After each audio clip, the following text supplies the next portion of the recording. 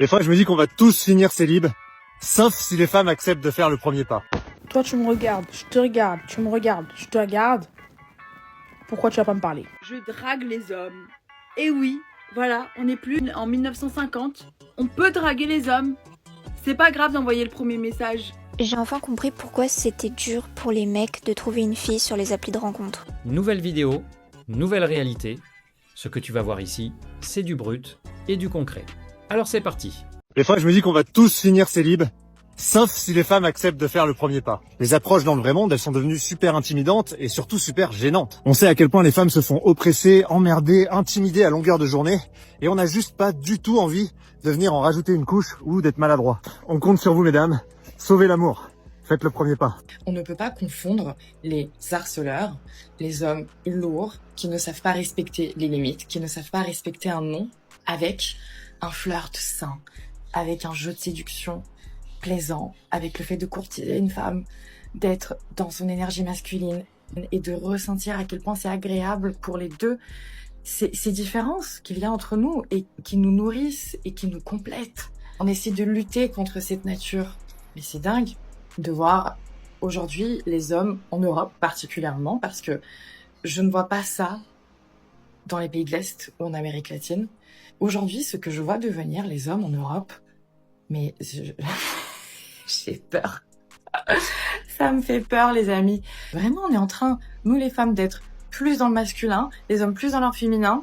Et là, dans ce Reels, encore une fois, on nous met la charge mentale, on nous demande de porter sur notre dos cette responsabilité-ci et de sauver l'amour, nous les femmes en faisant le premier pas.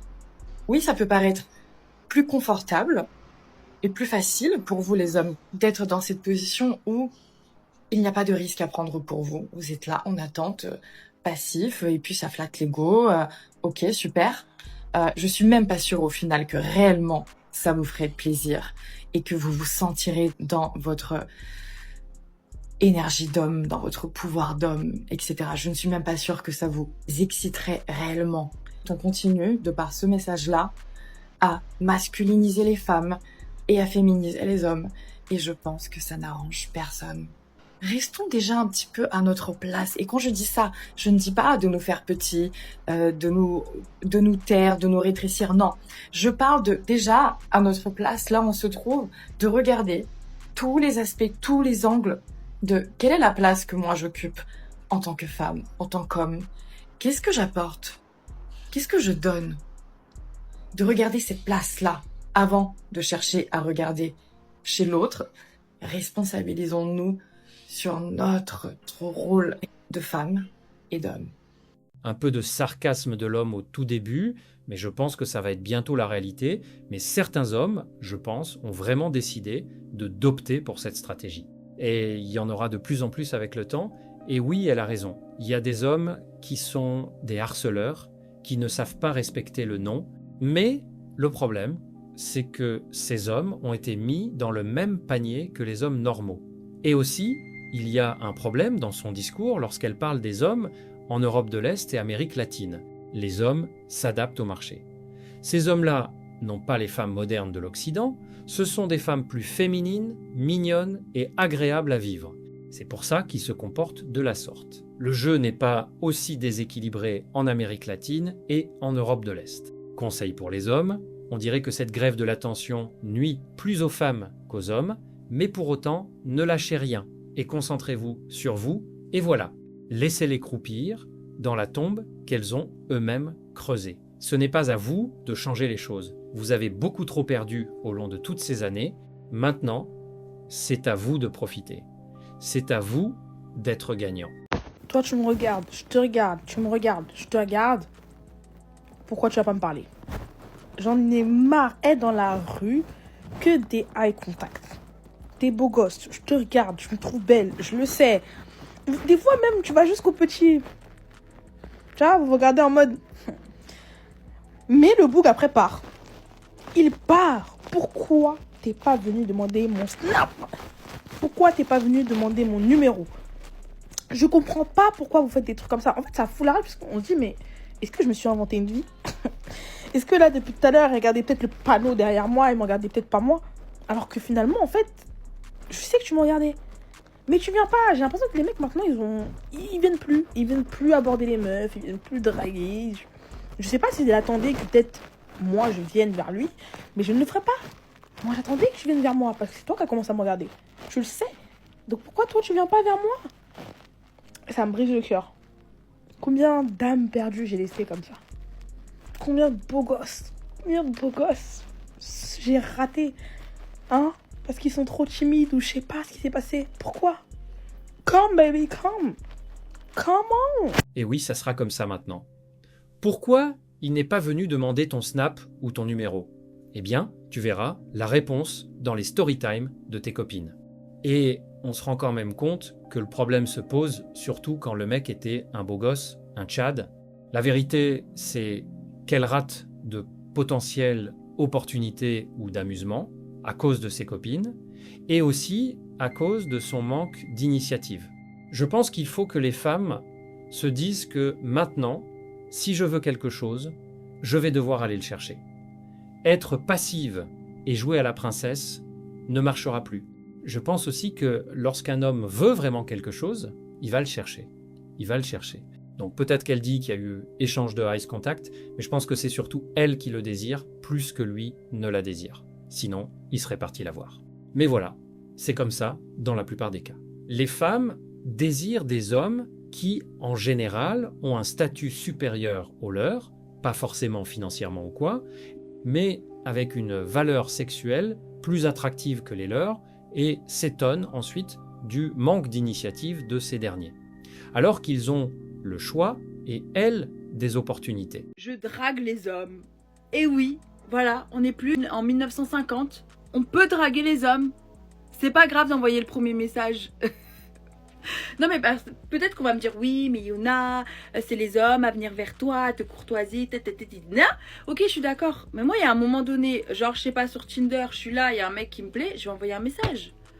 Genre pourquoi je vais attendre que le mec m'envoie un message après? Oh là là là là là là. Ça me fatigue déjà. Non mais si ça se passe comme ça, en fait déjà c'est compliqué. Je suis célibataire depuis 1905. Alors si je suis là à attendre que la personne elle fasse le premier pas, non mais on est mort. Après des fois ça fait plaisir etc, mais ça change rien. Parce que si la personne ne veut pas te répondre, déjà si la personne elle t'a liké pour pas te répondre, franchement c'est très très bête. Mais en plus de ça, si elle te répond pas, c'est que voilà, tranquille, tu passes à autre chose. Il y en a plein sur Tinder. Après vous allez vous dire ouais tu parles, mais est-ce que tu le fais dans la vie réelle? Pas du tout. Pas du tout, du tout, du tout. Dans la vie réelle, franchement, tu peux attendre l'an 1000 avant que je vienne te parler. En fait, c'est même pas une question de c'est le garçon qui peut venir et c'est le garçon qui vient. C'est que déjà, en fait, parce que aussi dans ma tête, genre ça se fait pas, je me vois mal. Un jour, je vais essayer, je vous jure, parce que je suis sûre que ça déroute les mecs. Parce que ça leur arrive jamais. Un jour, je vais les draguer. Un jour je vais être là comme ça dans la rue, je vais faire des petits sifflements, des petits, comme ils aiment bien faire là, des petits machins, des petits regards, je vais être là, je vais mettre ma main comme ça autour, je vais dire écoute t'as pas un numéro, je vous jure je vais le faire une fois, pour faire comprendre. Ah ça doit être tellement drôle, je vais faire une vidéo sur ça. Oh, je sais pas si j'aurai les couilles de le faire, bon bref je m'éloigne. Mais c'était pas le sujet, mais vraiment, genre dans la rue c'est juste que j'ai pas les couilles parce que j'ai subi assez d'humiliations, enfin ma propre vie me fait subir des humiliations comme ça parce que je suis pas à droite et parce qu'il m'arrive toujours des trucs. J'ai pas besoin en plus de m'en infliger, vous voyez ce que je veux dire? L'exemple typique, moi dans le métro, c'est sûr que s'il y a une porte qui marche pas, c'est pour ma gueule. Non, non, mais c'est toujours des trucs comme ça. Donc vous voyez les humiliations que je peux subir tout le long de ma journée, c'est pas pour en plus hein, en refoutre. Mais dans une ambiance un peu tamisée, je sais pas, dans un resto et tout, tu regardes une personne, vous vous regardez, tu peux y aller. Mais moi, je serais jamais allée. Après, je vais tout faire pour que tu viennes. Si tu comprends pas que je t'aime pas. En plus, moi, je suis vraiment lourde. Hein. Vraiment, je serais un mec, je serais lourdeau. Mais ça serait... Vraiment, je suis là, je peux te regarder comme ça. Vous voyez, les filles, on est comme ça, on pense qu'on est discrète. Mais en boîte de nuit, je peux vous dire, parce que c'est les boîtes de nuit où je vois le plus, je sais qui drague qui veut qui, hein. Ah les meufs on croit qu'on est là, on est subtil et tout, rien du tout. Aucune subtilité, à chaque fois on se retourne et machin, puis on fait semblant, lâchement de cheveux, puis on danse et puis malin, puis hop, dès qu'on peut se retourner regarder la personne on le fait. Non non, moi j'ai aucune subtilité. Enfin je peux faire la fille très subtile, très mystérieuse, que nenni. Par exemple moi je comprends le mood à l'heure d'aujourd'hui de demander sa main à son mec. Je comprends le move de s'asseoir, d'être là en mode mais pourquoi ça serait le mec à demander au mariage? Moi franchement, je préférais demander au mariage mon mec que ça se passe dans une voiture en mode ouais viens on se marie. Je vous jure qu'il y a des gens de ma famille, ça s'est passé comme ça. Je dis ouais alors la demande et tout. Il me dit il n'y a pas eu de demande. MDR. Genre t'es là, t'es dans une voiture où t'es en train de manger des chips sur ton canapé, entre deux saucisses. Non, c'est toujours pas la bonne expression. C'est dit avec humour pour l'instant, mais je pense qu'à force, ce sera une stratégie qu'une bonne partie des femmes devront adopter si elles veulent un jour espérer avoir un petit copain, un mari ou un amant. Le jeu est en train de changer, les hommes se sont tellement rebellés que peut-être la France deviendra comme l'Allemagne, c'est-à-dire que les femmes feront le premier pas, plus les hommes. Conseil pour les hommes. Ce genre de situation permettra peut-être aux femmes de se rendre compte à quel point draguer, aborder, ainsi que tout le jeu de séduction n'est pas facile pour un homme, encore plus aujourd'hui. Et peut-être que ça les fera se remettre en question sur pas mal de sujets dans les dynamiques des relations hommes-femmes, même si j'en doute. Mais pour autant, cette info est utile pour ceux qui veulent encore jouer à ce jeu, et pour les autres, préparez votre départ. Malheureusement, lorsqu'elles voient un homme qui leur plaît, les femmes se comportent encore comme ça. POV, je croise un beau gosse à la salle. Vous me dites dans les commentaires que vous le trouvez beau. Je le mate discrètement. Je veux faire un cœur, mais il a failli me voir. Il vient me parler, je bégaye. C'est la vôtre, non? Oui. Ah oui, d'accord. Merci, c'est gentil, bonne soirée. Je fais genre je m'en fous. Vous lui faites des déclarations d'amour en commentaire. Attends, vas-y, fous-le. Attends, est-ce qu'il est là? Juste pour te dire, il y a mes abonnés qui te trouvaient trop mignon. Ben voilà, il vous dit bonjour. Tu veux montrer ta tête ou pas? C'est sur TikTok, j'ai 65 000 abonnés. Bonjour. Voilà. C'est Med Signe. Et ben il y a Suga qui est trop triste, elle a mis une tête. regarde ce qu'elle met. Ah oui voilà, et je vous ai dénoncé les amis, je vous ai balancé. Bonjour monsieur mignon, vous abusez. Vous êtes dans l'excès les amis. J'ai enfin compris pourquoi c'était dur pour les mecs de trouver une fille sur les applis de rencontre. En gros, il y a pas longtemps, j'ai testé Bumble BFF et c'était pour être amie, pour le coup, mais avec des filles. Et du coup, je pensais déjà recevoir des messages de filles sur Bumble BFF. J'en ai reçu aucun. Pourtant, j'en ai liké vraiment beaucoup, vous voyez. Bref, je décide moi d'envoyer des messages en les contactant directement sur leur Instagram. Mais sachez d'avance que je me suis pris que des vues, que des remis, pas de réponse. Et le peu de conversation que j'ai eu avec elles, c'était hyper ennuyant en fait. J'ai l'impression les meufs, elles ont rien à raconter, elles ont rien à dire de leur vie en fait. Et puis quand tu veux les voir, en fait elles trouvent toujours quelque chose pour remettre à plus tard le rendez-vous en fait. Ah mais ce jour-là moi je peux pas, mais ce jour-ci je peux pas non plus et tout. Meuf, pourquoi tu t'es inscrit sur une appli de rencontre si tu veux pas rencontrer des gens en fait, si t'as pas le temps? Et je vous jure ces meufs-là elles sont perdues hein. Elles savent pas ce qu'elles veulent. Enfin bref, les mecs, je vous comprends. C'est toujours intéressant de voir la réaction des femmes lorsqu'elles passent de l'autre côté, lorsqu'elles passent du côté des hommes, quand elles découvrent la réalité, la difficulté du jeu en mode hardcore. Dites-vous qu'en plus qu'elle voulait juste être amie et qu'elle part quand même avec un avantage, c'est qu'elle est une fille. Donc pas perçue comme un prédateur, harceleur ou quoi que ce soit d'autre, c'est un agneau parmi les agneaux. Et pourtant, le résultat est nul, néant, et on parle juste de devenir des amis. Elle a même eu le droit à la fameuse technique d'Instagram que les hommes ne peuvent que trop bien connaître en Occident. Et pour le coup, on ne peut pas la traiter de misogyne, c'est une femme qui le dit. Les conversations qu'elle a eues avec les femmes quand elle en avait sont ennuyantes.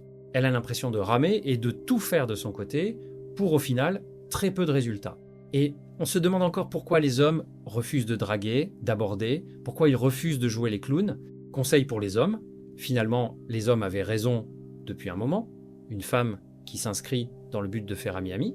Et du coup, j'aimerais bien savoir quel était le motif des refus. Elle n'était pas assez grande pour être leur amie. Est-ce qu'elle n'était pas assez belle? Ou alors est-ce qu'elle ne faisait pas assez d'argent pour être leur amie? C'est un jeu sans issue. C'est vraiment le pompon sur la Garonne, comme on dit. C'est la preuve ultime que les hommes doivent quitter le jeu en Occident. Je ne vois pas d'autres options ou solutions favorables que celle-ci. Mais si vous en avez d'autres, dites-le moi en commentaire. Si jamais, voici aussi une raison pour laquelle les hommes ne veulent plus aborder et perdre leur temps avec les femmes modernes en 2026. Bon visionnage. Red flag, partie 1. La façon dont elle a annoncé le bail en mode show télévisé et le fait qu'il y ait marqué partie 1 m'annonce le pire. Mais vas-y, on va voir. Il n'y aura pas de partie 2. Du coup, un mec qui a des poils, ça me dégoûte. Je peux pas, genre, il n'y a rien de viril, je suis désolée, ça me dégoûte. Pour moi, ton corps, il doit être clean. S'il est pas clean, bah, pas du tout, non. En vrai, je vais faire preuve d'ouverture, il est minuit. Ok, vas-y, pourquoi pas. Sans poil, hein, allez, partie 1. Même en dessous des aisselles, je peux pas. Il n'y a pas de virilité avec moi, ça n'existe pas. Tu peux être viril sans poil. Ouais, c'est très propre. Pour moi, un mec qui porte pas de TN, je peux pas. Bon, mais c'est demain, on va aller dormir parce que vos conneries, ça suffit. Au bout d'un moment, les vous, niquez-vous, wesh. Attends, elle a dit quoi, là? Je sais pas pourquoi ça me dégoûte. Je trouve qu'un mec qui ne porte pas de TN et qui n'a pas eu de TN de toute sa vie, en fait, il a pas de style. Ah, tu nous fais la discrimination de marque, là. Ça veut dire que si c'est des TN-like, mais c'est des ASICS, c'est mort, genre. Putain, c'est trop une folie. Il faut des TN.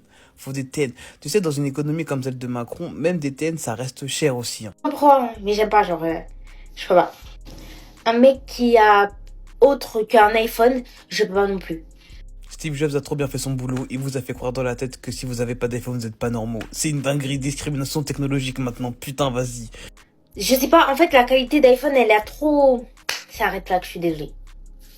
Question comme ça, si ton boug, il a un iPhone, il le casse pour X ou Y raison, et que pendant 3 semaines, il doit se retrouver avec un bigot autre, tu le quittes? Du coup, c'est juste pour savoir. Vraiment désolée.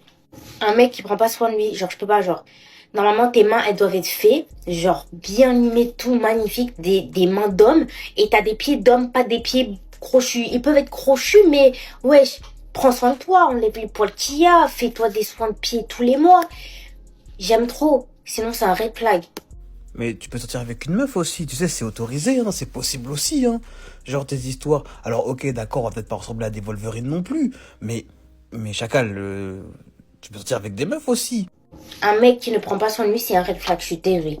En fait, le prochain truc que je vais dire, je dis que c'est un red flag, mais je peux accepter si t'as de beaux traits de visage, les dents. Pour moi, c'est trop important. Avoir des dents droites, c'est trop important. Alors pour tous ceux comme moi qui ont pas la chance d'avoir des dents droites naturellement, tu sais comment ça coûte l'orthodontie?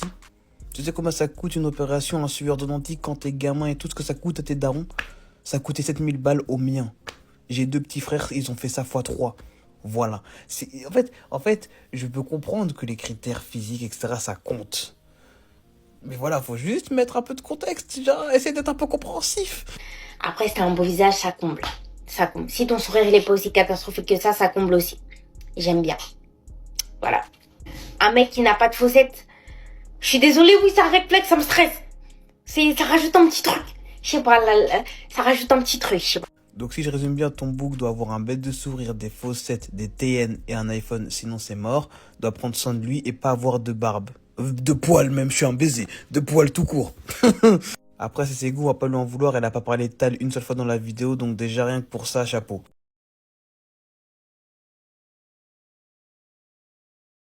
Si cette analyse t'a parlé, alors ne bouge pas. La vidéo qui s'affiche à l'écran en ce moment va sûrement te plaire. Clique dessus maintenant pour ne pas rater la suite. Reste lucide, on se retrouve de l'autre côté.